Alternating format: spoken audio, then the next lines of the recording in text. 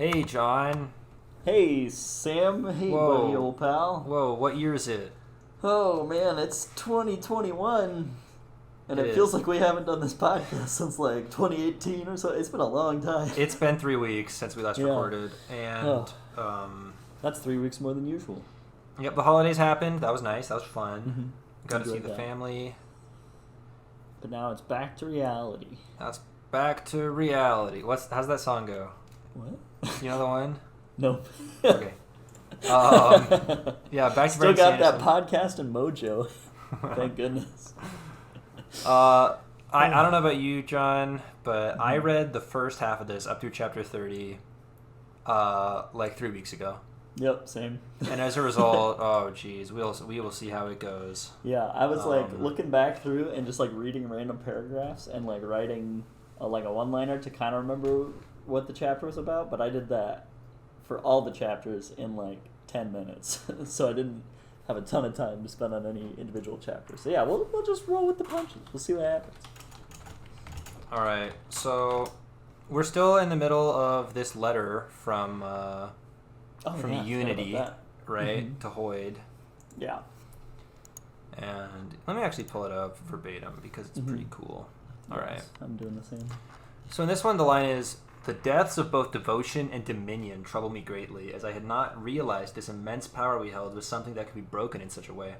On my world, the power always gathered and sought a new vessel," right? Which is, of course, canon. We saw that happen, right? Right. So, yeah, Unity is still clearly learning the ropes of this whole shard thing. Mm-hmm. It's interesting to learn that devotion and dominion are straight up dead, right? Yep. Yeah. That puts, I believe, 3 that we know of that are dead, including honor. Because Yeah, in that's- in past books, there were letters between Hoyt and somebody where he was talking about, like, Shaw or someone Mhm. was dead. But I think that might have been the, like, name of Right, of the vessel. devotion or dominion, right? Mhm. Yeah. So I think we have 3 confirmed kills for Odium thus far. maybe more if there's not overlap between Right. these names. Mhm. But Yeah. I suspect there is. Yeah, I imagine there is as well. All right. So that's all I really got out of that. Devotion, dominion, dead. Bummer zone. Oopsie doopsie. All right. So we're hanging out in Shadesmar, and we're doing that whole thing where the 3 have their fancy cube that they use to talk to Moraes, and somebody else is using it, so there's a spy in the ranks, and we gotta figure out who that is, and how are we gonna do that? Bale's gonna teach us how. In Bum, bum, Espionage bum, bum. 101. There's a cool line about how the clouds are, like, they're forming lines going towards the sun, like Mhm. chemtrails or something. Or, I don't know. And that's interesting. That's just a cool visual. Yeah, I don't know why chemtrails, like, is the first thing you thought of, but I'm here for it. Well, they're big lines of cloud, John. That's what Right. chemtrails are. Keep your eyes open, everybody. Yeah, they'll turn the frogs gay or I whatever. was just about to say that, yeah. Um, So this is interesting to me because Brandon Sanderson always has weird stuff going on, but Mhm. then it ends up actually having a very, like, logical explanation, right? Not always, but often. Often he'll Yeah, have something usually. that seems just like a wacky fantasy thing at first, but then later Mhm. it turns out that within his world mechanics, it actually is, like, just one of the laws of physics or whatever. Mhm. And it makes me wonder if these interesting clouds, like the clouds behaving this way in Shadesmar, Right. is there a reason for that Yeah. actually makes a lot of sense? Right. I mean, it seems like it would be, given that Shadesmar has so many parallels that, make some sort of sense based on the in-world physics. Yeah, so I'm giving it about a 50-50 now, that either this is going to be, like, a cool, kind of significant thing, or we'll just never hear about it again. Right? Right. Fun aesthetic or important world mechanic? You Yeah. decide. We learn as well that when things are brought into Shadesmar from the real world, they're not actually brought in. It's like a copy of the thing in the real world. Right. And that even if the thing in Shadesmar is affected, the real world manifestation of the same thing is not affected. Right. They're literally just making an exact copy, manifesting it with Stormlight from the thingy. Mm-hmm. In computer science terms, we'd say that they're passing by coffee and not by reference. If you say so. Or they're passing by value, rather, and not by reference. Okay. So, spy thing John was talking about. Mm-hmm. It's a little bit of a mystery, right? Based on what we heard in this chapter, I'm thinking it can't be Ishna, it can't be Vatha. Right, and we're supposed to suspect Beryl from the get-go because she was the one that, like, randomly, ended up on the mission last minute. Yep, because that other guy got sick or whatever, and she was so eager to take his place. Right. So but I have here in my notes, probably not Beryl either, so that's what I thought 3 weeks ago. Yeah, well, the whole premise of this little thing is that they're all feeding them slightly different stories about, like, things to keep their eyes open for but to not tell anybody else. So it's got to be something that's, like, significant enough that if they're the spy they would tell Mraize about it, but if not, but not to tell anybody else so that they don't know that that's what's going on. So they give them all different types of corrupted spren to look out for, right? And then if Mraize ever mentions that, they'll know which color spren they told the person. That color will match whoever the spy is, allegedly, when they talk to Mraize. But yeah, talking to all of them, none of them seem suspicious, and even Beryl, even though Beryl's the most obvious, even Vale's like, I don't know, she doesn't seem very spy-y to me. See, I think they don't seem suspicious because none of them are suspicious, John. Mm-hmm. Brandon Sanderson is throwing us for a big loop, and I actually have a theory about it that I'll get to you later. Okay, I also do, but yeah, we can talk about that when we get there. All right. Chapter 27, I don't have too much to say, for some reason. Not a whole lot going on. That said, the most worrying thing I discovered in this was the wound upon the spiritual realm where ambition, mercy, and odium clashed, and ambition was destroyed. The effects on the planet Threnody have been disturbing. So, John, you've never heard of Threnody. Is that the graphic novel? Nope. Oh. This is one, it only appears in a short story in Arcanum Unbounded. Oh, okay. Which one? The one about I think it's called The Forests of Hell or something. Oh, yeah. I think I know which one you're talking about. The story is Shadows for Silence in the Forests of Hell. Okay. Is the name of it. Mm-hmm. And it's a neat world. It would probably be neater to me if there had been, like, full-length books on it, but as it is, I know it exists. You can also know about it if you want to go ahead and read that short story from Arcanum Unbounded. Sure. Is that one safe to read based on what we've read so far? Like, do I need? Oh yeah, no spoilers. Anything else? No, okay. that one you can read as a total standalone. No spoilers for anything. Awesome. Yeah. So at this point we had already heard about, no new shard names here for us. We heard about Mercy a couple of chapters back, last episode. Mm-hmm. And Ambition was destroyed, though. Ambition, I think, is a new one. Mm-hmm. And that now brings us up to 4. That's now a 4th shard. Right. Confirmed destroyed. Rest in peace, Ambition. Yep. The Deadpool grows. Yep. All right. So, Sabariel is cool. Mm-hmm. I don't remember why I wrote that, but oh man, I hate the fact that we had a 3-week break. Yeah, it's a real bummer. The main, the little one-liner I had to remind of things was strategy, politics, and dating advice. Because the main thing I remember was Sabariel's like, man, I can never catch, what's her name, like, she's always so dodgy, and Navani's like, well, you do make it seem like you don't care about anything. Maybe that has something to do with it. Yeah. Oh, I do remember that. Have you made it clear that you just, like, actually care about her? And he's like, I hadn't thought of that. Yeah. But he's still cool even despite that. Right, yeah. Also, they find a hidden room in the tower which they'd never found before. Somebody noticed there was a window from the outside which had no corresponding room on the inside or something like that. Yep.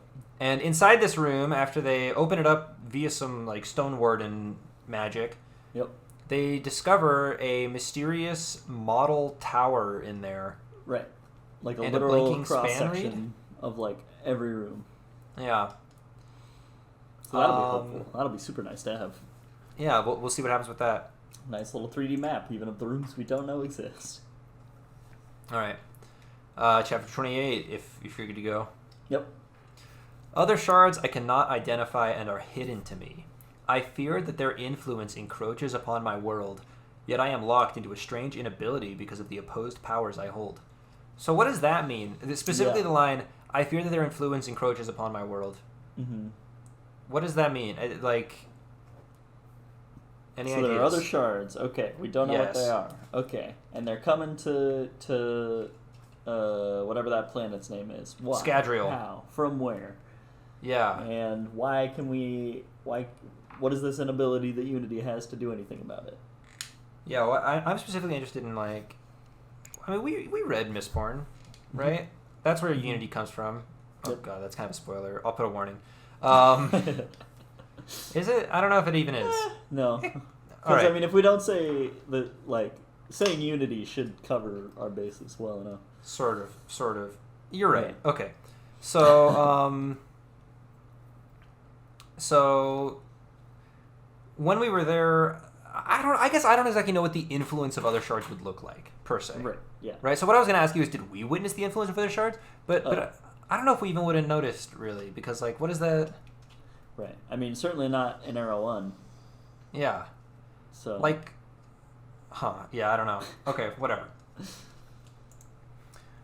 All right, This is- so yeah, go ahead. I'm trying to interpret this note I wrote. Oh my god, this is so hard, John. Okay, well, so this is the one-liner I'm most proud of, and it's the call is coming from inside the house. So they get the Oh my They god, get that's the an little- old. That's a commercial, John, from like when we were in middle school or high school or something. wasn't it a horror movie? It was an ad for a horror movie. Yeah. Yeah, where like The call's coming from the call inside. is coming from inside the house, and then lightning flashed, and you could see the silhouette of someone standing behind her when she's on the phone. It was very spooky.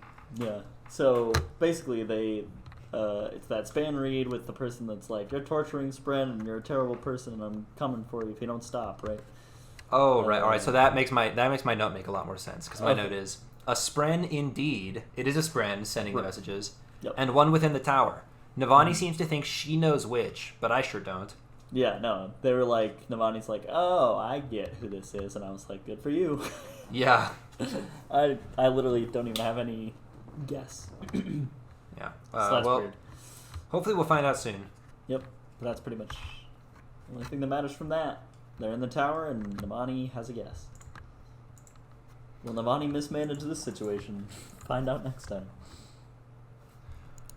I have begun searching for a pathway out of this conundrum by seeking the ideal person to act on my behalf.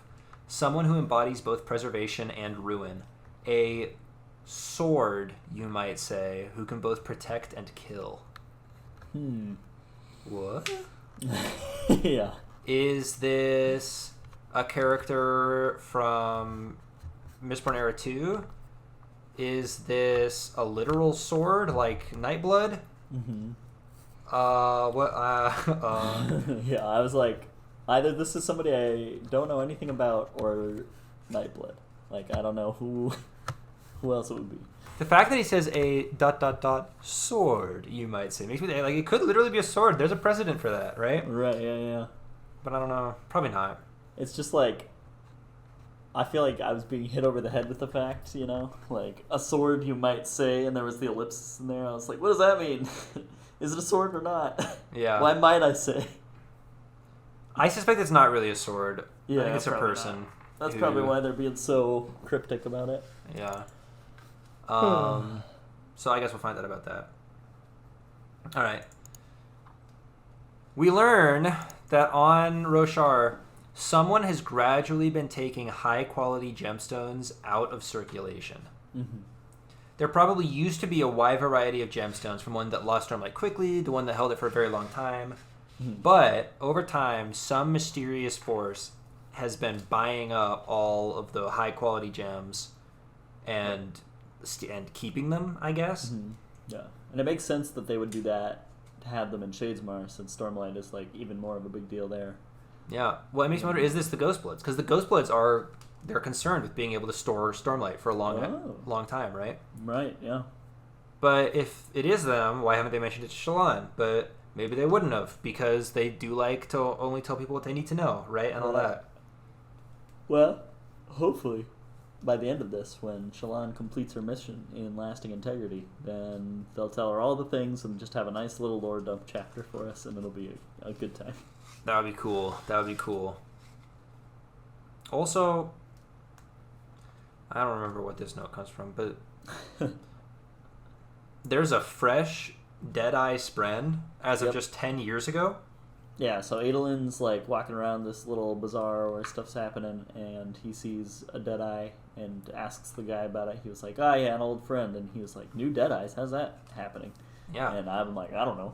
Yeah, how is that happening? What the heck? Right, because they were like, Because- was it an early Radiant who just like betrayed their oath for kicks? Like, how else would this happen? Like Shallan might have got her Spren about 10 years ago. Maybe. Mm-hmm. Because she got it at some undetermined time in her childhood. When she was young. Uh-huh. And she's like 18 now or something. So Right. at least, probably 10-ish years ago. Yeah, give or take. So I don't know, but like, Because like, How how did- else would a Spren die? how does somebody get a Spren and then betray their oaths like so quick? Like it feels like they're like speed running the Spren. You Right, know? they're like Recreants Part 2 speedrun. Yeah, Deadeye percent. Yeah, I just like, I don't know, because we've seen that, like, didn't Kaladin at some point kill a Void Spren, like straight up 100%? Yeah, he used a Syl knife to kill a Void Spren in defense of the little baby king, Right. Elhokar's son. Yeah, and that Spren straight up died. So like we Yeah. know that, well, died. But it wasn't a Void Spren though; it was a corrupted Spren. Is that correct? Oh, I It was don't know. probably a corrupted Spren. It probably was because corrupted, that's yeah. Ray Shafir was all up in there. You know. Yeah. Jana, I think you mean. Oh, I do mean Ja'anat. Yeah. Ray Shafir was Um, not all up in there. No. But yeah, that's weird that. So like Spren can die, but it seems like when they do, we hear about it. Mm-hmm. Mm-hmm. So yeah, I don't know if we are gonna like see more Deadeyes and it'll become more obvious, but I have literally no idea what Yeah. caused this. Well, what I'm really interested in right now is what's going on in Tukari. Or Tukari is the name of the people who come from just Tukar. I think it is Tukar, yeah. What's going on in Tukar, right? Because that's where one of the heralds is the crazy priest king. Yep, the cult leader guy. So, and what's going on over there? I feel like that's a big mysterious zone, Mm-hmm. and I am really interested in like what the heck is going on. Yeah. And I don't know. We'll talk about it more actually in the last chapter of this section. Mhm. All right. Either way, moving on, I suppose. Mm-hmm. But this does not get to the core of your letter. I have encouraged those who would speak to me to heed your warnings, but all seem content to ignore Odium for the time being. In their opinion, he is no threat as long as he remains confined in the Rosharan system. Right, so this is kind of the big problem that we're running into is it's like, Odium's locked away. What are you freaking out about, buddy? Yeah, and this seems to me a lot like all the other shards are probably the type of people who just walk past the sink when it's full of dishes. You know? Right. It's like, okay, dude, I understand that it's not your problem yet, but we're gonna get ants if nobody cleans this up, right? It's gonna become your problem. Yep. And they're like, well, it isn't yet. Yeah. That's a problem John and I luckily never had to deal with. Nope. Um, It's okay. Now I live in my own house where you don't have any blind spots. All of the problems in my life are my doing. yep. I was the one that didn't do the dishes, guys. I'm sorry. I also didn't do the dishes. It was everybody's fault at the end of the Yeah, day. yeah. We did get ants, and I wasn't even there to help fix that problem. Yeah, I fixed that problem. It's okay. All right. I have a note. She'd done this before. Shallan. But what was that about, John? What's she doing? Do you remember? Well, I don't, but I think this goes into this theory of... What's your theory of who the spy is? Let's just talk about that right now, because that's what this chapter's about. I have two theories. I suspect my first theory, which is actually the one I think is less likely, is probably Mhm. your theory. Okay. But then I have another theory, which I think is good. All right, hit me with my own bad theory, and then with your big brain theory. I think your bad, terrible, shitty theory is that the spy is another one of Shallan's personalities. Okay, and what's the That's big like brain hidden theory? from the others. Is that yours, John? Yeah. I knew Yeah, it. that's my shitty idea. Now that you called it out, I'm really insecure about it. No, I mean that is what I was thinking back at this point, but it seems impossible, right? Like somebody how could Shallan be dipping into like a trance-like state, and how like there'd be holes in her memory or something? Like there would have been some reference to it. I feel like, right? Right. Well, the only reason I think that is they talk about formless all the time, right? Yeah. And they're like, formless, not a problem yet. Don't worry. And I was like, formless may be a problem this whole time. And they've talked about when some personalities take control, there are little memory gaps, right? So I'm thinking that formless just like, yeah. Uh-huh. Really? Yep. That's been mentioned for sure. Oh. And so I'm thinking like formless like slips in for a hot second, does his thing, slips back out, right? And then like it's short enough that there's like not a like he only takes control for a hot second, so that they don't think that it's ever happened because he's tricksy like that. I don't know. Huh. I don't know. I guess that one, all right. That's a little more viable then. I didn't realize there had been mention of holes in memory. Yeah, very tiny ones, but like they have mentioned that there have been real tiny ones. Okay, maybe. My other theory, which I think I might still prefer a little bit. I don't know. The idea that it is one of her other personalities is like it's like cool. It would be cool if that was it. Right. I would also feel I think a little bit cheated though.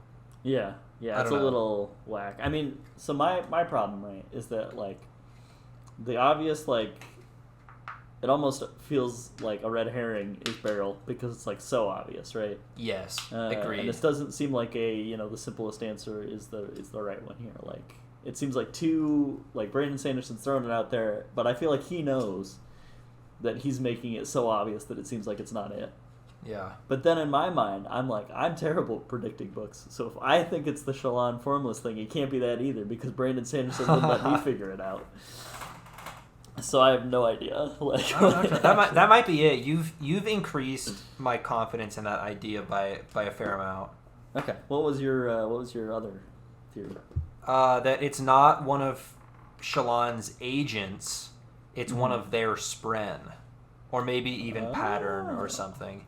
Sure. Because Pattern is really bad at lying, but we don't know if that's universal to all. That might be.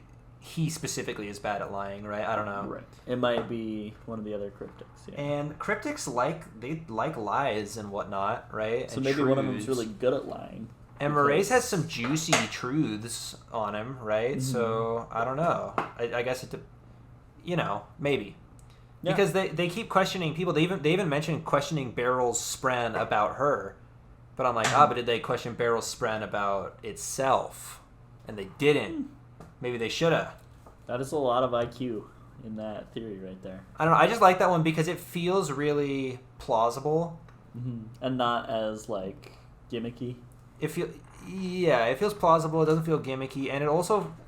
The fact that Brandon Sanderson has done, like, nothing to lead us down that path, but it seems like a plausible path, makes me feel like it has some potential.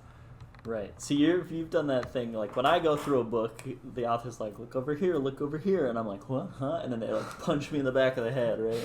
And I'm, like, ready for it. And you're, like, walking through, and they're like, look over here, and you're like, not for a second. Yeah. And you're, like, looking around everywhere, and then the fist comes out and punches you in the front of your face, but at least you saw it coming, you know? Yeah. Okay. And so, like, you're telling me there's a fist behind me, and I'm like, maybe. But, I mean, if it punches me in the back of the head, that's God's will. Honestly, though, John, as long as we're both agreed on the fact that it's probably not Beryl, like... Yeah. Right. I'm down for that. I'd be really surprised at this point if it was Beryl. Right. I mean, at this point, like, it's Beryl, if it's Beryl, that's like that's a sign in front of us on this path that's like you're about to walk into a pit of spikes, and you're like, I'm not falling for that one. And Yeah. you walk into the pit of spikes. Exactly. But there's no way, right? I don't know. No, there's no way. He's making it I feel like there was one other point in a different book where he was making something so obvious that it couldn't be right, and then it wasn't right, and I was like, okay, that's just what Brandon Sanderson does, so I don't know. I'm going to pull up a summary for chapter 30 right now, because I just do not remember what I was writing here. All right. Oh. Yeah, they don't have summaries. They don't have summaries. Yeah, that's so basically what happens in this chapter that relates to what we're talking about right now is that Shallan talks to Moraes, right?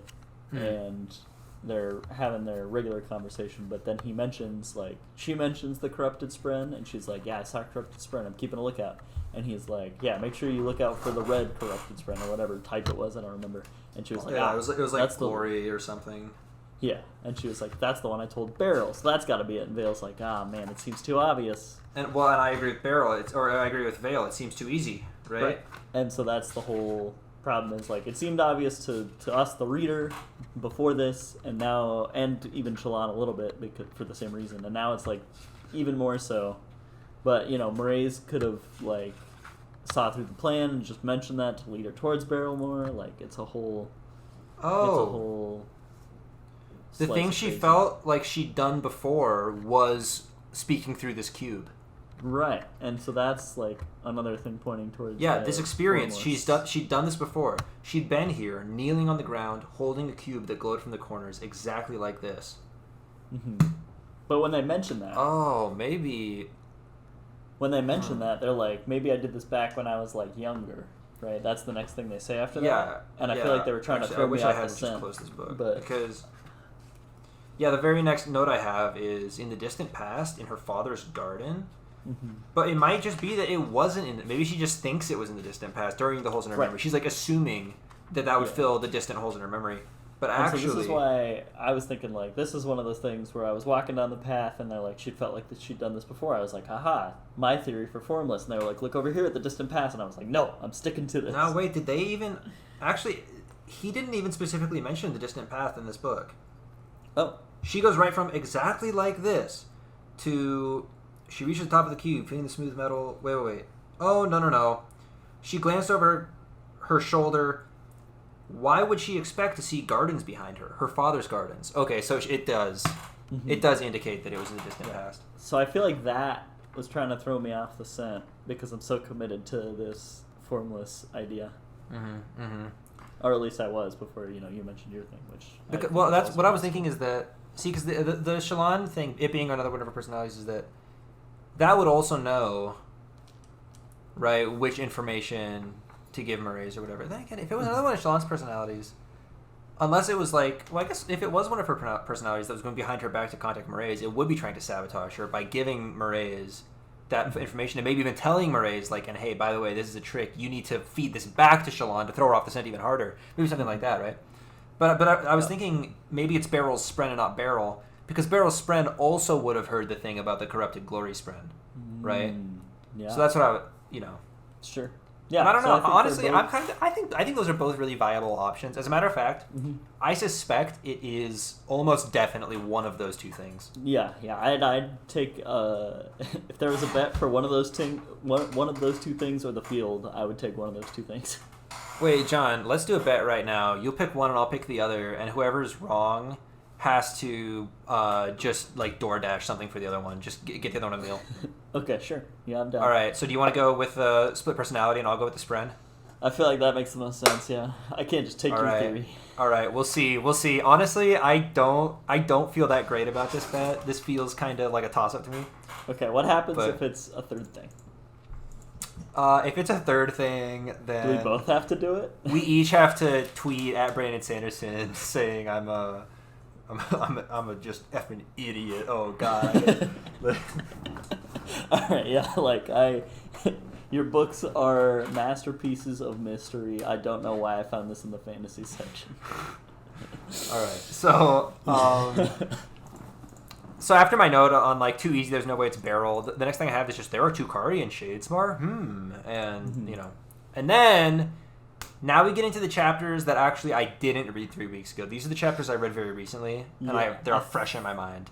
I think it's 32 is where I get there, so... we're getting really close then. We're just going to start picking up steam. I'm ready. All right, next letter from Unity. I do not share their attitude. If you can, as you suppose, maintain Odium's prison for now, it would give us necessary time to plan. This is a threat beyond the capacity of one shard to face. So bada bing, bada boom, dude. Looks like we're going to be getting help from a friend. Probably not this book, but, coming up. Right. And, the capacity of one shard. How about 2, Mr. Unity?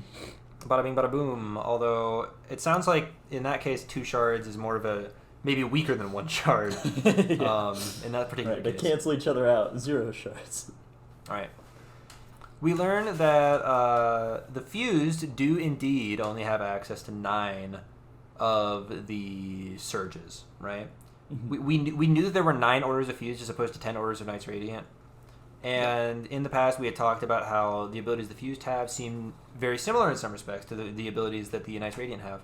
But here, we actually get some really, really clearly stated details on how the fused work, right? There are 9 orders of fused. Each of them has access and really access to and mastery over one surge.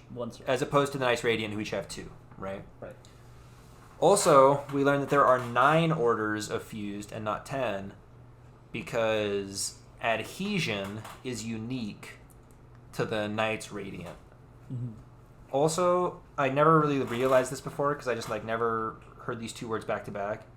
But adhesion and cohesion are 2 of the surges, and those kind of sound synonymous to me. Yeah. Because adhesion is something that sticks, and cohesion is 2 things sticking to each other. Yeah, so the way it was how kind of are those described is that cohesion is what keeps molecules and atoms together. And adhesion is what keeps 2 rocks together. It's it sounded like the difference between a mixture and a solution in chemistry terms. Oh, you know? Okay. Yeah. What are the 2 surges that Dalinar has? Dalinar has adhesion and another one. The stone one, right? That's cohesion, I think. Oh, that is cohesion? Okay. What's he have? I don't know. Yeah, I'm I don't know. The surges, I'm just they happen, and I'm okay. See, well, but I want to know. Okay, he has tension and adhesion. Okay. So that does make sense in that I was thinking the bondsmiths would be the weird outlier from the fused, right? Yeah. And So- and windrunners also have adhesion. And Right. stone wards have cohesion and tension. Okay. I really needed to just what I should have done between books was go on even harder through all of the copper mine and just refresh myself on all these things. But You should maybe I'll do that take the sometime. what order are you quiz. Yeah, John. I really want to. Did you Yeah. link that somewhere? Because I'm Let's do wanting it to tonight. know. Let's do it tonight after this. Oh, well, I guess you might have your thing to go to. But Yeah. Well, yeah. We'll see where we're at. all right. Okay. Also, we learned that each surge represents a basic characteristic of the universe. Each surge represents a law of physics, Right. pretty much. And so it's very similar to kind of the shards themselves in a way. Yeah. So I don't know. That's cool. Yep. Also, yeah, each fuse had just 1 surge. Okay, and as we read this, as we learn all of this stuff, the fused, Venli included, are all marching towards Urithiru because they're gonna, ruin Kaladin's good time. Yeah, they've gotten Dalinar and Yasna out of there, so the attack is a go. Yep. All right, chapter 32. Unfortunately, as proven by my own situation, the combination of shards is not always a path to greater power. Ah, shoot. Looks like I really Darn. jumped the gun on that whole 2 shards thing. All right. Here, my only note on this whole chapter was poor Shallan. It's nice Vale is explaining some stuff to Adolin, right? Yeah. Because it's his wife, Adolin kind of deserves to know what's going on. But it sure would have been better if Shallan had been the one to open up to Adolin about this, and Vale hadn't had to kind of go behind Shallan's back on it, right? Right, yeah. Because here, she's just laying out for Adolin, hey, Shallan is she's really struggling with all this stuff that happened in her past, stuff that she doesn't even want to remember. She's worried that if she admits to it, if it comes out, everyone she knows and loves are going to start hating her. And she almost feels like the person who did those things in the past, this dark part of her she's hiding away, is the real her, and she is just a facade, right? Yada yada yada. And it's all very just oh man, jeez, Yeah. Poor Shallan, right? Yeah, real bummer. But yeah, That's pretty much my whole thing, yeah. Shallan is still messed up, and Adolin doesn't know how to help. well, Adolin might be able to help some. I mean, he's trying, yeah. He doesn't know the best course of action, but he's trying. He'll hit it Yeah. eventually, I'm sure. Chapter 33. We must assume that Odium has realized this and is seeking a singular, terrible goal. The destruction, and somehow splintering or otherwise making impotent, of all shards other than him. which seems in line with what we have so far seen of Odium. Checkaroo. Nothing new there. Yep. And this was a 3-page chapter, shortest one yet. Mm-hmm. And it was just Kaladin doing his group therapy. Group therapy sessions. Mm-hmm. And it's going great. It's going great. Yeah, he's looking at all these people and just thinking about like, wow, the fact that they can, just get out in the sunlight and really feel, not just know that people understand them, but feel it, right? That's like the way he's saying it. This is really great. And his mom is like, oh, Kaladin, I understand the horrible things that happened to you in your past. And he's like, no, you don't. But thanks, Mom. And, Yeah. And I mean, it's similar to. I mean, sorry, go ahead. I was just saying like that is like nice juxtaposition to like I'm sure that for all of these people have been telling them like I know how you feel, right? Mm-hmm. But now the fact just like Kaladin's mom is doing for him now, right? But just the fact that now they can actually be here with people who actually do know how they feel, right? Like yeah. It's like when R'Laine was like.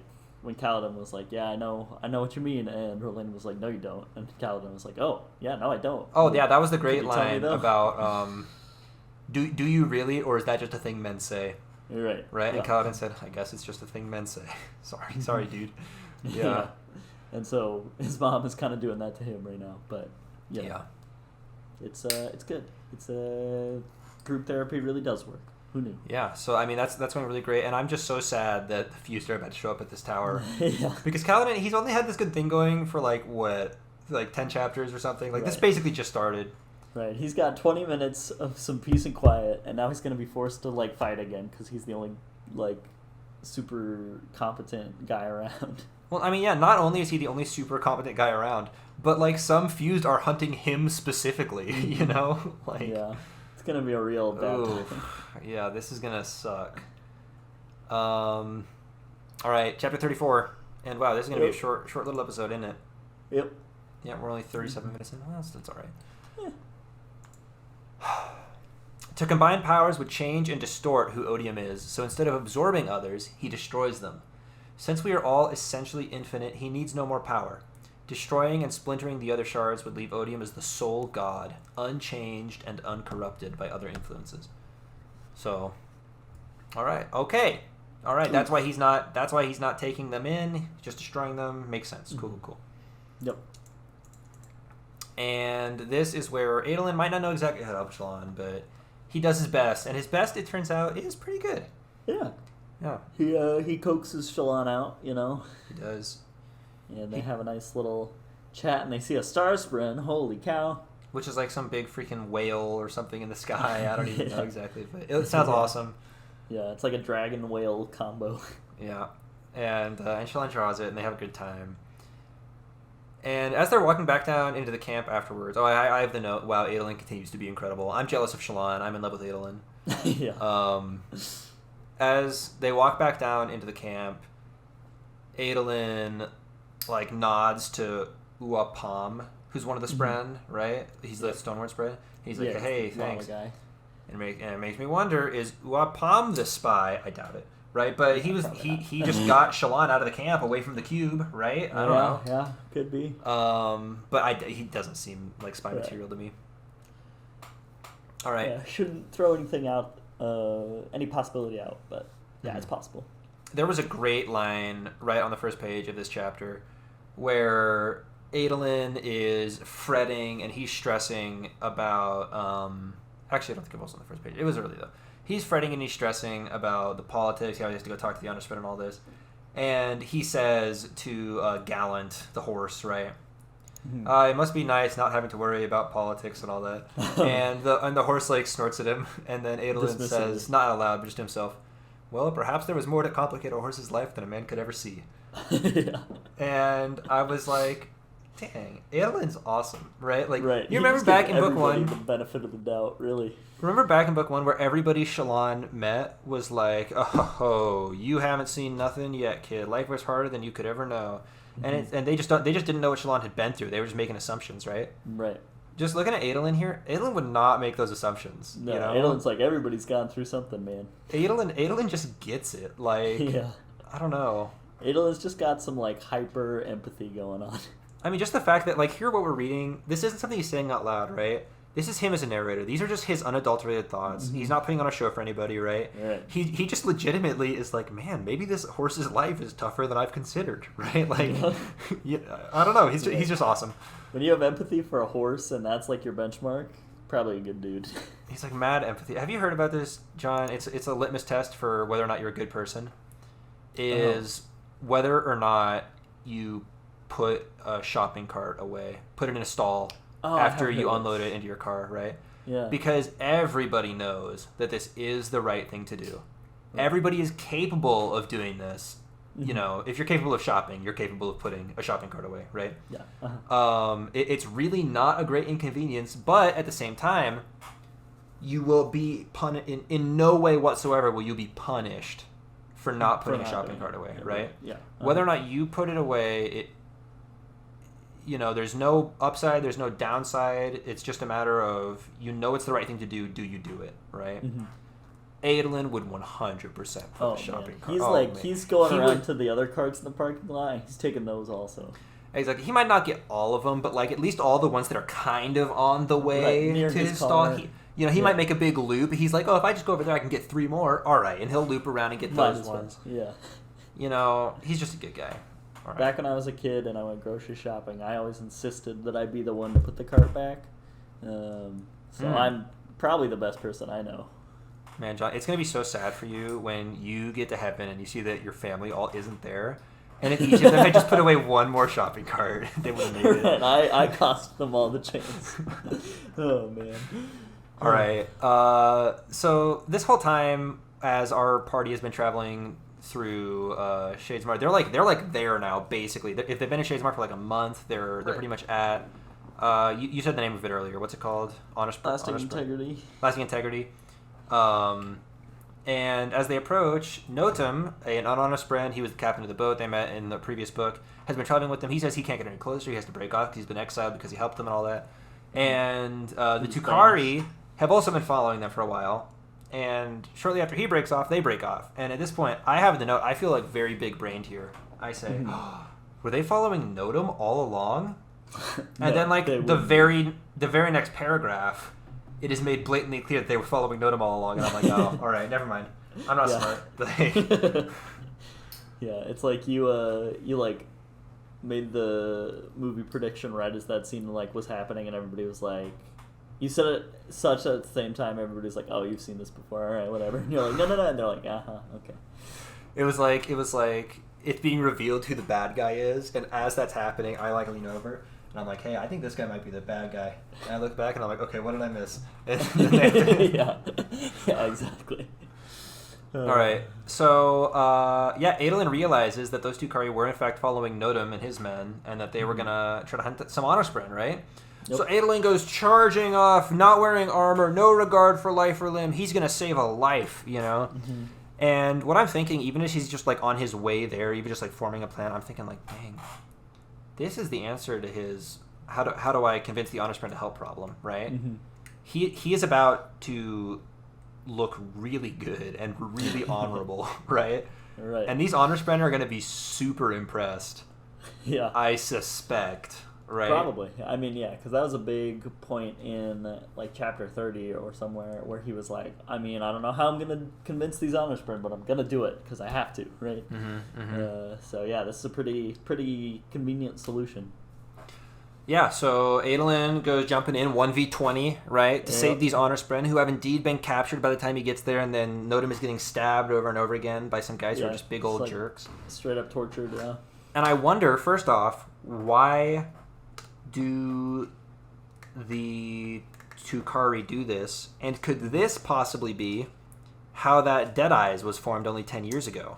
Right. That's my guess as well. Maybe that spren never bonded somebody. Maybe they were just... killed to death by some jerks. Yeah. Or maybe this stabbing a spren over and over again is somehow a way these Tukari developed to like force spren into bonding a human. You know? Sure, yeah. Could be. Something like that. I don't know. Mm-hmm. So, Adolin gets there. Adolin has a really cool, great big fight, 1v20. Would love to see this animated, but maybe not because it's kind of gory. And Adolin, I just have a line that's Adolin effing slaps, and I put slaps Yeah. in all caps because he just really did it to him. He's fighting with a greatsword, which is like the same as a shard blade, except it doesn't phase right through him. So you gotta hack with momentum, right? And Yeah. sometimes it'll get stuck. You gotta pull it out, and it's heavier. Like, just a worse weapon in every way. And he's just going to town. He's like loving using a weapon that's not a shard blade. Yeah, he's a baller. What can you say? Nope. And by the time everybody else gets there, the fight's already over. He's chased him off. He saved Nodum and his men. Right. Probably. He got stabbed in the back pretty good. Yeah, Adolin is bleeding, though, and it sounds like they're, like, fresh out of Stormlight, so it does make me worry for him getting healed. Yeah. It might be a bad situation, but hey, he was cool as heck at least. Yeah. He died doing what he loved. Rip Adolin. That's what I'm Rest trying to in say. peace, Adolin. And yeah, that's it, huh? Yep. This week. Hey, this episode might have sucked, but it can all be winners. Did you just listen to this and thoroughly enjoy it? Well, we all have our days where we just are wrong. And we'll be back next week with you want to? I guess I'll say it, John. I'll say it. Chapter 36 through the end of part 2. That's chapter 43. If you get to an interlude, you've gone too far. Turn back. Yeah. Right. I'm excited to because I know that we're in a little bit of a weird funk because we read this so long ago, but now we can just finish part 2. We'll have a nice exciting thing to rally back around, and then we'll be back on our bullshit. Yeah. Sorry if you have to censor that. Whatever. I'm not gonna censor this one. Screw it. But starting next week, back to business as usual. So thanks for listening. Yep. See you later. Bye.